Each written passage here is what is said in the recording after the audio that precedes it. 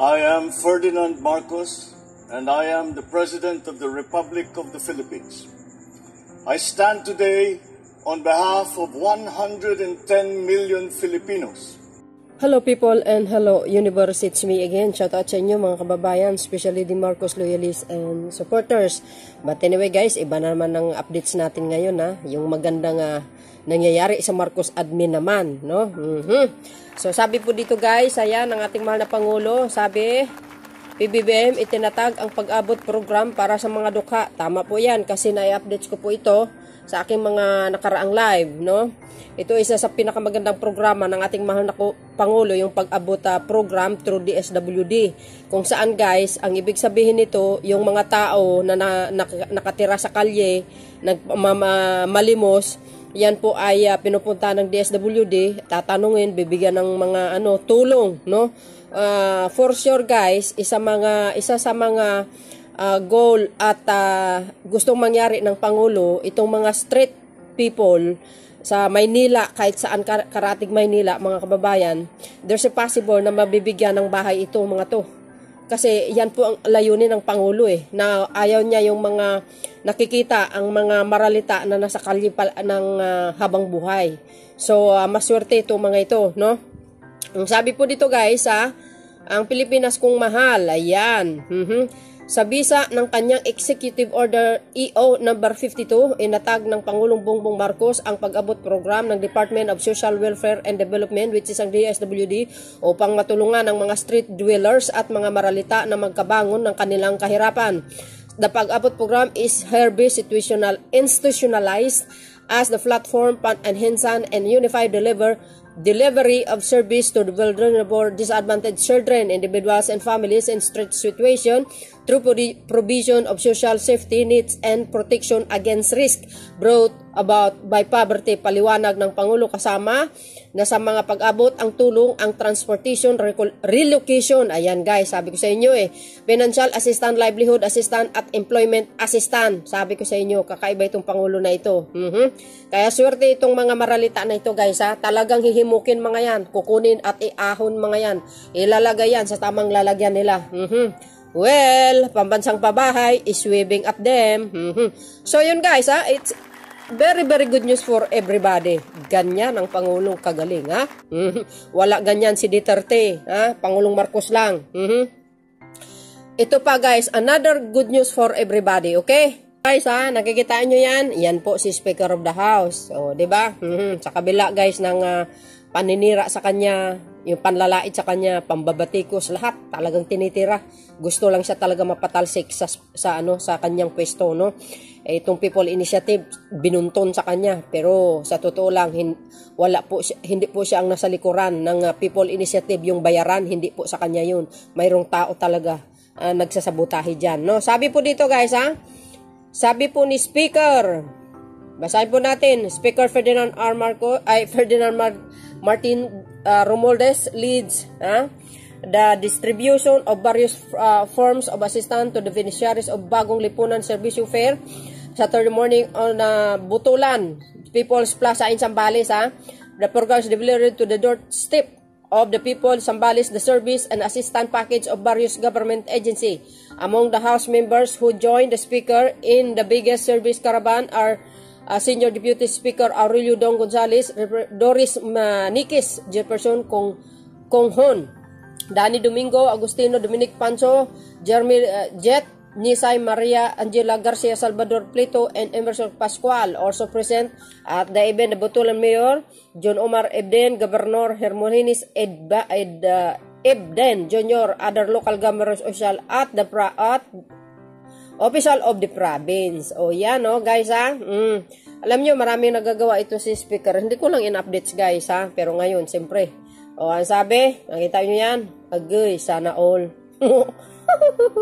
Namigay na naman ito si Speaker Ang dami niya guys na ginawang klaseng ganitong pagtulong sa kapwa Pilipino. Hindi ko in-update talaga. O, ayan wow, ayan, salamat po. Ayan, Certificate of Scholarship. Nako, scholarship allocation of 70 million, 70,000, ay 70 million. Oo nga, 70 million Ayan oh, 70 million. Wow, grabe. Sana all. Ayan, si speaker po yan. Ayan.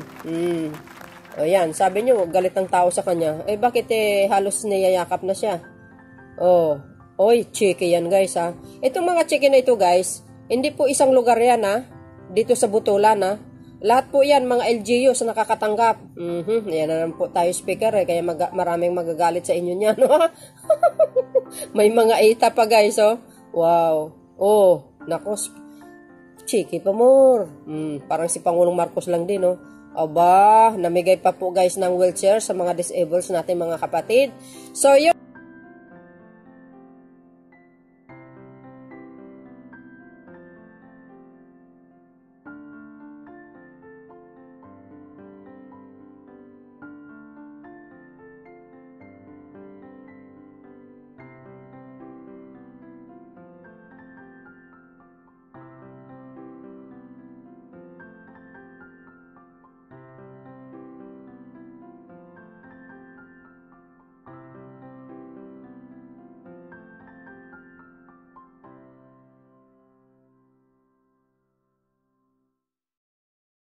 Guys, ayan, nagpunta sa Zambales mga kababayan. Ano guys, dinala niya naman yung job fair saka dyan sa lugar na yan. Ang daming pinamimigay mga kababayan. At saka yung yung mga makinarya. Kung ano yung ginawa ni Pangulong Marcos Jr., siya din ang ginawa niya mga besyang. Kasama po yung mga ibang congressman. Tingnan nyo, kadaming tao yan ha. Oh. See, sinasabi natin guys, yung mga taong binabatikos, hindi marunong rumisbak, trabaho lang natupag. Dapat ganyan lagi, speaker. Ayan isampal mo dyan sa mga baser mo. Yan guys, sa Zambales, nagpunta siya, katulad ng binasa nga natin, namigay po ng mga tulong, no? O yan, no? Di kayo naloka. Oh, magaling ito mag-speech si speaker guys, ha? So, yun mga kababayan. So, yun guys, hindi lang yan. Ayan, no? Yung mga, So, hindi lang yan guys. There's another good news for everybody. Ito. So, yun guys, nakikita ko. Siyempre, mga kababayan. Na-i-updates ko ito, mga bes, ha? Sa aking mga past live. Ito na naman. Sabi, 10 offshore wind project in pipeline to other 6.72 gigawatts to guys ha. Saan banda ang lugar ito? Alamin po natin, okay? Sabi dito guys, Power Philippines, the Department of Energy, that 82 offshore wind energy service contracts have already been awarded agay and could offer the total capacity of 63.36 gigawatts. Nakaw! Basahin natin ang buo. Ayan, mga kababayan, ha? Mangyayari na ang pinapangarap ng ating mahal na Pangulo, agay. Sabi po dito, Energy Undersecretary Rowena Cristina Guevara says that 10 offshore winds project are already, wow, in the pipeline, that will offer 6.72 gigawatts capacity by 2028, agay. In a report by the Philippine Star, Guevara explained that 82 offshore wind energy service contracts that already been awarded by the Department of Energy. This project which are distributed in saan banda?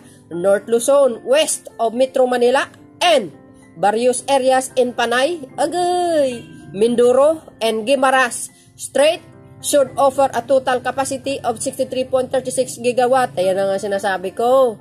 Wala ganito si Duterte, ha? The Undersecretary further explained that in the findings of 2019 World Bank study, it was indicated that the Philippines possesses that capacity to support 178 gigawatts of offshore wind power. Despite these potential developers, however, emphasize for crucial elements necessary for the success of offshore wind project in the short to medium term. Agree.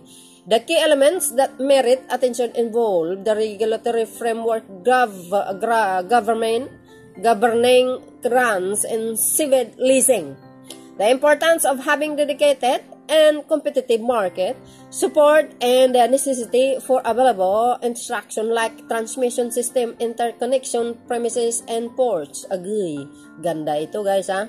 Guevara added that Energy Department was already collaboration with the Philippines Port Authority and the Department of Transportation, which is indeed DOTR, to pinpoint budding ports and spot potential investor that could be rehabilitate existing sport for accommodate large offshore wind project. The agency constantly advance offshore wind development through finance program in addition to providing policy and regulatory support. Aside from that, there is an initiative focused on capacity building aiming to identify and address the existing and future workplace skills essential for sustaining the growth of the offshore wind industry. Alam nyo naman po guys, malaki ang maitutulong ito sa karatig lugar, no? Ang laki talaga ito. Ito po ang magandang mga dapat ibalita ng mga DDS vloggers, no? Para naman to sa lahat naman yan makikinabang. Saan kayo makikita niyan? Biro nyo yan, no, mga kababayan. Aba, napakaswerte. Susunod siguro Mindanao na, mga kababayan, ha? Wow, di kayo naloka. So, yun guys, and another good news for everybody. Ito pa. So, yun guys, nakikita ko yan po ay isa sa mga ahensya ng gobyerno na kung saan nakatutok din ang Pangulo sa National Irrigation. Agay, ang sabi po dito ng NIA guys, Project Implementation Update on Gayan 1 and Small Irrigation Project. Okay, Small Irrigation Project, pero ang mahal nito sa totoo lang. On January 18, 19, 2024, ayan, members of the Technical Evaluation Inspectorate Committee, Engineer Johnson Carlos, Engineer Lester John Santos, and Carino Irrigation Management Office conducted site inspection for Gayan 1 and 2 Small Irrigation Project in Nagtipunan, Carino. Ayan the contract works by Gayan 1 executed by Diamond G Builders under the contract number NCB Infra KIMO 2623 is expected to provide irrigation to a total service area of 8 hectares. On the other hand, Gayan 2 SIP under contract number NCB Infra QIM2 3723 executed by ASES 3. Construction is set to irrigate 6 hectare service are upon completion. The small irrigation project with a total project cost of 20 million. Small project talaga pero 20 million ang halaga yan. Laki niya guys At malaki ang maitutulong sa ating mga kababayan, lalo sa mga magsasaka, which include the construction of the intake, furnishing, delivery, and installation of solar pump system with a complete accessories pump, house, canal lining, and canal structure are expected to provide irrigation service to the total 30 local farmers in Nagtipunan, Carino. See? Ito po guys, under ng National Irrigation Administration ni Secretary Guillen. Yan malaki tulong yan guys sa totoo lang, sa mga magsasaka. Sa kayo makikita yan see? Talaga naman. Sa Marcos Administration lang yan. Yan po ang isa sa mga tinutukan ng ating mahal na Pangulo. Kailangan po ng magsasaka yan. So yun guys. And of course, another good news for everybody. Ito, ayan, another good projects from NEA. Ayan, known as Boost Agricultural Productivity of Irrigation Association in Palawan na naman to. Anong sabi? The National Irrigation NEA in Memorapa has turned over 8 diesel engine centrifugal pumps to the lakas magsasaka ng panitain. Espanyola Irrigation Association and Corporation. This initiative aligned with the NEA commitment to develop and maintain efficient, effective, and sustainable irrigation system throughout the region. This also aims to bolster the irrigation instructors and agricultural productivity in municipality. Ayaw magbukas But anyway, guys, congratulations sa mga taga Palawan. Ayan. And of course, salamat sa NEA sa tugon sa mga problema ng ating magsasaka. Ang laki ng tulong yan guys sa mga magsasaka, di kayo naloka. So anyway, another good news for everybody. Ito po, ayan, sinaiya na naman. Oh, happening now. Oh, 1 day ago, consumer flock, Kadiwa, sa NAIA to buy freshly harvested vegetable, rice, spices, fruit, crops, and more available. Ayan, outside NAIA R7 compound Dao, Tagbilaran City. Layo to guys ha. Let's promote sustainable farming and enjoy quality produce, support local farmers by buying and Kadiwa sa NAIA. Ayan, which all open. Ayan, galing na talaga ng ahensya ng gobyernong Marcos ha. Ang galing ito ha. Oh, NAIA, agay, salamat sa inyo. Agay, ka-fresh ang mga bilihin dito guys ha. At medyo affordable. So pumunta po kayo doon.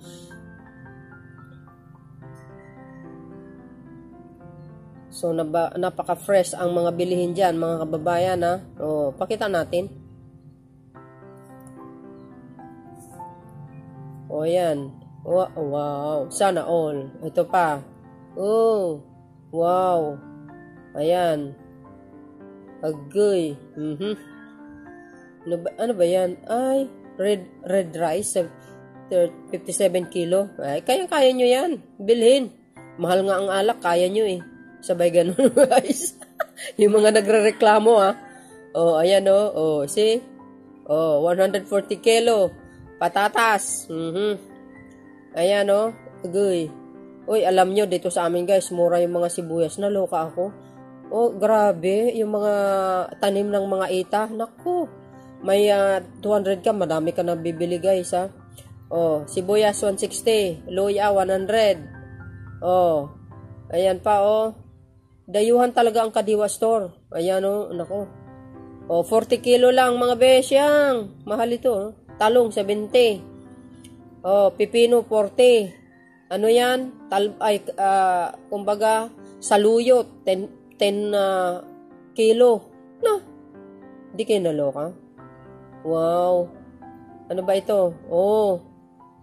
Yung mga tuyo ito guys ha, mga special repolyo 70. Oh, ano yan? Laya 100, sibuyas 160 lang. Agay. Oh. Ayun okra 70. Ayan, 40 kilo. Ano yun? Kamote, potito, 57. O, yung bigas, 56. Red rice, 57. O, kayang-kaya, no? Diba? Kayang-kaya yan, mga bes. Huwag tayong magreklamo, magtrabaho na lang tayo, eh. So, yun mga guys, another good news for everybody. Ito, maganda to. Kita nyo, nakikita ko, nako, ito na lang po tayo, no? Nueva Ecija Solar Project gets BOI Green Lane Certificate. Agay! Sabi? Sinasabi ko. Basahin nga natin dito. Oh. Sabi, Nueva Ecija Solar Project gets BOI Green Lane Certificate. Anong sinabi? Basahin nga natin. Oh. Oh, maganda ito guys. Oh, tingnan nyo. Oh. Wow, sana all. Oh, yan.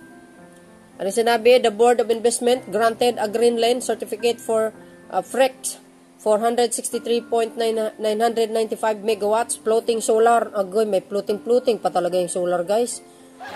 Project in Pantabagan, Nueva Ecija costing 22.6 billion. Oh my goodness. What the cost guys? What is that? Talaga ito si Pangulong Marcos Jr. No? Walang magawa kundi ano lang eh. Magpapaganda lang ng mga ganitong klaseng sa bawat lugar. Governor Marjorie Ramos Samaniego presented the certificate for President Aristol Natividad on January 18, 2024. Agay. Sabi, spanning 500 hectares on Pantabagan Lake. The project will become commissioned in 2025, exporting energy to the national grid. Agay. O, ito pa. The project will create up 2,000 temporary and permanent jobs. Naku, sabi ko sa inyo, pag ganitong mga project guys, nagkikreate ng maraming trabaho po yan because they need manpower talaga. This is our 4th Green Lane certificate in our portfolio, and we have experienced positive responsiveness from government agency and institution for our various permitting needs with this latest green lane. Ay, wow. Ito pala yung sinasabing green lane. Endorsement, we expect to achieve the same result and materialize our project as soon as possible. We are very thankful to the President Marcos and the BOI for creating policies that make our country an attractive and efficient market to the business. Sabi sa inyo, sinasabi ko, walang ganito si Digong. Kasi ang mga focus niya dati, for war on drugs. Hindi gaano nakapokus sa sa agri-sector. Eric S. Compose and Ignis Energy Philippines, IEEP, CA Global Partnership and Sierra Sol Local Land Holding Corporation. See guys, IEF acts as the technical provider, whereas CA Global is a prominent Philippines-based on renewable energy developer. Wow. Di ba mga kababayan, anong kapalagayan nyo? Yan ang sinasabi ko. Tapos sabihin nyo, sabi ni Baste, patalsikin ng Pangulo. Kaya niya ba yung kakayahan ni Pangulong Marcos na ganito? Jesus, wala ka pa nga sa dulo ng kuko niya So, sa diskarte lang ng Pangulong Marcos Jr., watch out kayo lahat. Wala kayo sa dulo ng kuko. Di ba? Ang totoong magaling na Pangulo, lahat inoccupied niyang tulungan, gagawin at solusyonin. Hindi lang war on drugs lang. Lahat ng sektor ng mamamayang Pilipino, masektor ng sibuyas, kamatis, bawang, luya, sibuyas, kalabasa, lahat. Ma-energy man yan, mapabahay man, makalsada, matulay, lahat dapat. Total package. Yan po si Pangulong Marcos Jr. Kaya very proud ako sa kanya. Wala kayong ganyan. Di ba? Tapos sabihin nyo, adik? What? Ay, ganun pala yung mga adik. Puro lang kapakanan ng bansa ang inatupag. Maganda pala yun. Adik sa pagpapagawa ng mga malalaking project para sa kapakanan ng mamayang Pilipino. Yun. Ang ugali ni Pangulong Marcos Jr., adik. Adik sa pag-iimplementa ng malalaking project, irrigation, solar, bridge, pambahay, agay. Yan, dyan sa magaling.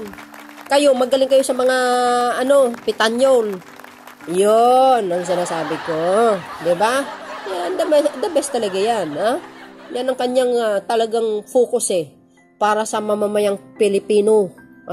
Hindi para sa sarili niya, kundi para sa mga Pilipino nangangailangan. Di katulad ng iba, pansarili lang. Kaya gusto nilang ihiwalay daw ang Mindanao. Ay, sus, Maria Joseph, do you think papayag ang mga mahal ng mga Pilipino? No! So, ayun guys, maraming salamat sa inyong watching. Anong masasabi nyo dito? Ako wala akong masasabi, speechless. Basta, saludo lang ako sa Pangulong Marcos Jr. Patuloy ang support ko lang sa kanya. Maraming salamat sa inyo guys, sa inyong watching. Don't forget to like, hit the button bell para lagi tayong update sa next upload videos. Thank you, bye, and baboos!